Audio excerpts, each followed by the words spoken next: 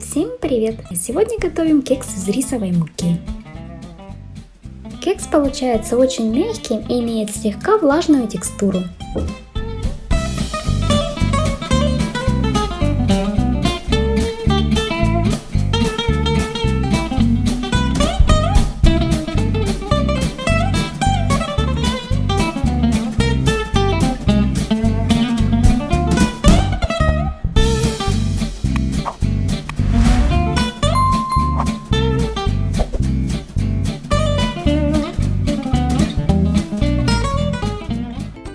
В кокосовое молоко комнатной температуры я добавляю яйца и немного перемешиваю. Также этот кекс можно приготовить с помощью стационарного блендера. Просто добавляете туда все ингредиенты и хорошо перемешиваете. Добавляю ванильный сахар и разрыхлитель. Так как рисовая мука немного увесистая, нам потребуется больше разрыхлителя, чем для пшеничной муки. Я использую ровно 20 грамм. Вам может потребоваться чуть меньше.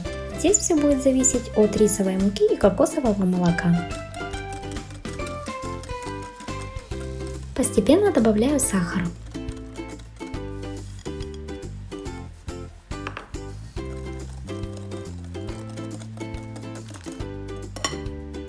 Вливаю растительное масло и частями ввожу рисовую муку.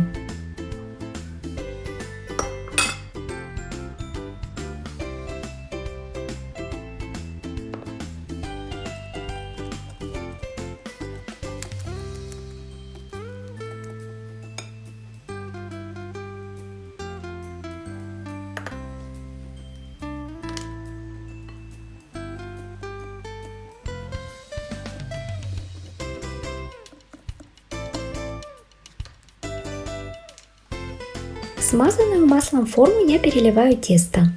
Кекс выпекаем при температуре 170 градусов 35-40 минут. Готовность проверяем шпажкой. В готовом кексе вкус кокоса практически не ощущается. Для этого кекса мне больше всего нравится покрытие на основе масла и сгущенного молока с кокосовой стружкой.